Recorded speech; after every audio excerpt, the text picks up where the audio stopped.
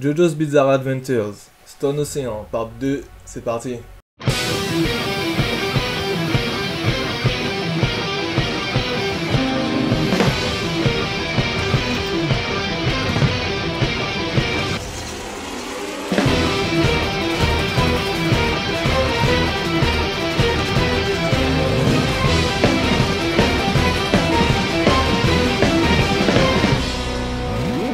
Salut à tous, bienvenue dans cette nouvelle vidéo. Du coup, aujourd'hui on va parler, donc vous l'avez vu, JoJo's Bizarre Adventure Stone Ocean part 2 qui est sorti sur Netflix tout récemment.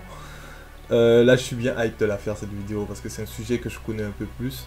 Que je maîtrise. Parce que juste avant en fait j'ai fait la vidéo Le Seigneur des Anneaux, les deux premiers épisodes et je me demande si c'était bien de la faire parce que bon je voulais juste parler des deux épisodes que j'ai kiffé. Mais comme je suis pas un grand connaisseur, du coup, j'avais pas trop comment en parler, quoi. Mais bon, c'est pas grave, au moins j'ai dit ce que j'avais à dire, hein, puis voilà. Mais là, du coup, on va parler de JoJo, donc la partie 2 qui vient d'arriver sur Netflix. Donc évidemment que j'ai regardé la partie 1, que j'ai regardé tout ce qui s'est fait de JoJo avant et que j'ai lu tout ce qui s'est fait de JoJo. Donc partie sans spoil, la partie sans spoil, du coup on va se concentrer sur la suite, donc du coup je sais pas si je spoil la partie 1. Ouais, du coup là je parle de la partie 2, donc je suis obligé de... Bon, je vais pas faire de grands spoil, en gros voilà, on a la suite de cette héroïne, donc Jolene Joestar qui n'est autre que la fille de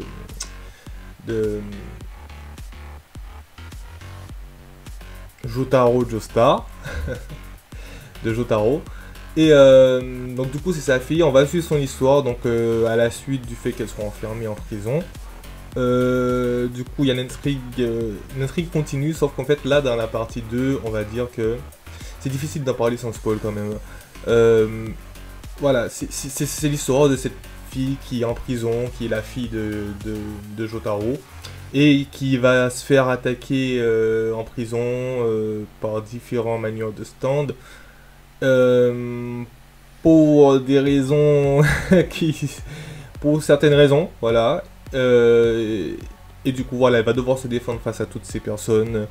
On va dire qu'il y a quelque chose qui est arrivé à son père, et du coup elle a besoin d'être en prison pour pouvoir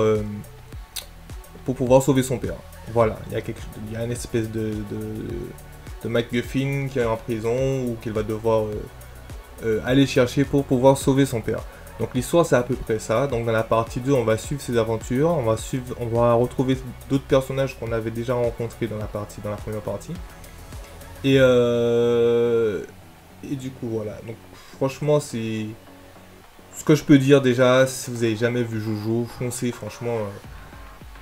Allez, si vous aimez vraiment déjà si vous aimez les mangas de base, vous allez aimer. Mais même si vous aimez pas les mangas, et que vous aimez peut-être les comics, les choses comme ça, vous pouvez regarder JoJo.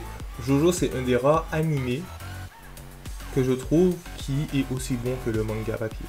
C'est-à-dire que le manga papier a d'énormes qualités, l'animé a d'autres qualités que le manga n'a pas, mais qui sont toutes énormes, tout aussi énormes, quoi. Et franchement, les plans, les superpositions de plans des personnages avec des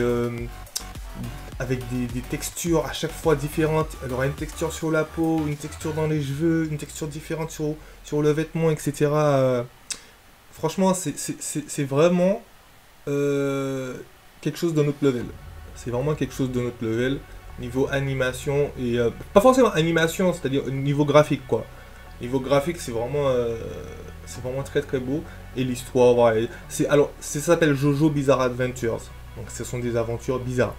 C'est très bizarre, c'est très décalé, c'est très what the fuck, mais c'est très bien construit en fait.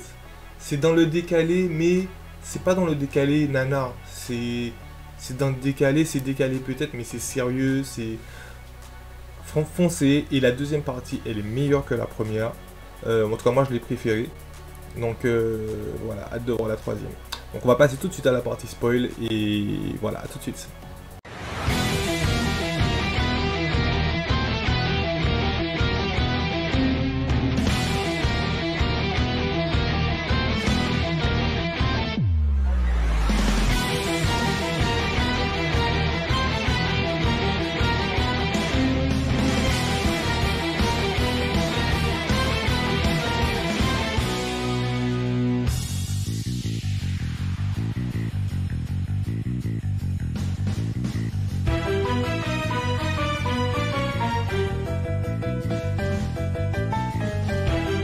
Partie spoil, Jojo Bizarre Adventure, Stone Ocean, donc partie spoil, donc du coup on a Jolene du coup qui se retrouve en prison, qui se retrouve du coup toujours en prison, dans la prison de, j'ai oublié le nom de la prison, je sais plus, mais en tout cas c'est une prison où il y a beaucoup de manières de stand. Donc du coup il y a le prêtre, il découvre finalement que c'est le prêtre qui est le détenteur du stand qui pourchassait depuis. Donc du coup voilà, l'intrigue va se passer autour de ça. Et en fait on va découvrir que le prêtre, en fait, il a eu une espèce d'histoire avec Dio, où Dio lui a fait confiance, où Dio lui a raconté ses histoires, où on voyait même que parfois Dio où ils expliquaient assez bien quand même que plusieurs fois le prêtre, s'il voulait, il aurait pu facilement tuer Dio et prendre son pouvoir. Sans que Dio puisse s'en apercevoir, etc. Mais il a une telle admiration pour Dio, qui est carrément devenu son dieu, et lui, du coup, il est prêtre de Dio. En fait, lui, il est convaincu que c'est le Messie, que c'est Dio, c'est le dieu, donc il n'a aucune intention de lui faire du mal, et donc suite à ça, Dio va voir en lui qu'il peut lui faire confiance. Et Dio va lui remettre un morceau de son os, un morceau d'os qu'il va prendre dans son corps. Il va lui remettre ce morceau d'os. Donc ça c'est quelque chose qui s'est passé, c'est un flashback, hein, c'est quelque chose qui s'est passé plusieurs années auparavant, je pense dans la période où Dio était encore en combat contre Jotaro. Et du coup en fait c'est assez simple, c'est assez fascinant de voir que même un mec comme Dio, il peut avoir ses faiblesses quoi. Il peut être facilement prenable, ça dépend face à qui quoi. Et du coup voilà, on va voir que plusieurs années après il va utiliser cet os en fait dans la prison pour pouvoir justement se nourrir des pires âmes de criminels, pour pouvoir engendrer justement ce petit bébé fait de plaintes. Parce que du coup en fait ce qu'il va vouloir faire en fait, c'est vouloir utiliser la naissance de ce bébé pour pouvoir ingurgiter son pouvoir et hop finalement pouvoir ressusciter Dio. Donc en fait ça se termine comme ça la saison. Alors là j'ai fait un gros focus, hein.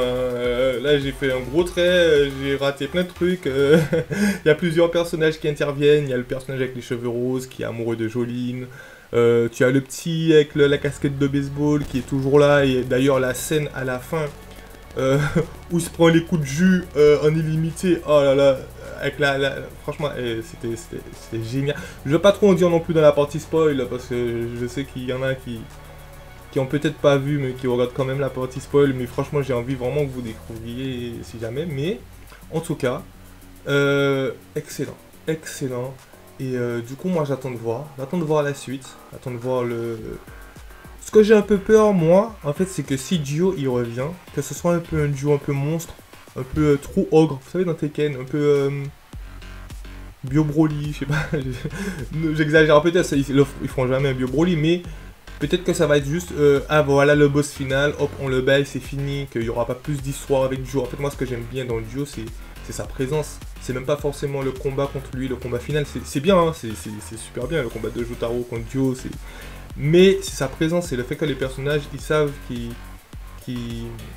est là, il faut faire attention. On fait nos aventures, mais on peut tomber sur Dio, sur ses sbires, Donc, j'ai pas envie qu'ils viennent en mode ex machina, quoi. Qu'ils viennent en mode on m'a ressuscité, je deviens un gros monstre, et c'est l'épisode final, c'est le combat final, et on me bat. J'espère que ça va pas être ça. Après, je pense qu'il y a encore toute la partie 3, donc je pense qu'il va être présent dès le début de la partie 3. Je pense que ça va se passer comme ça. Je pense qu'au début de la partie 3, il va arriver. Alors, est-ce qu'il va utiliser le corps du prêtre ou autre chose? C'est ce qui me semble le plus évident, le plus gros, qu'il utilise le corps du prêtre, mais je trouve ça un peu déjà vu. Je trouve que c'est un peu trop évident, en fait. Ça ressemble à du Jojo, mais le fait que ce soit aussi évident, bon, je sais pas, Jojo, ils aiment bien toujours aller contre ce qu'on pense. Donc voilà, excellent. Franchement, excellent. Moi, j'ai surkiffé. Franchement, c'est trop bien. Dommage qu'il y a si peu d'épisodes, que voilà, maintenant, regarder des mangas sur Netflix, c'est comme ça, hein, on a des tranches d'épisodes par tranche d'épisodes, il faut attendre. Voilà. Donc n'hésitez pas à me dire ce que vous avez pensé de la série, si vous comptez la regarder, si vous l'avez déjà regardée. Et merci beaucoup.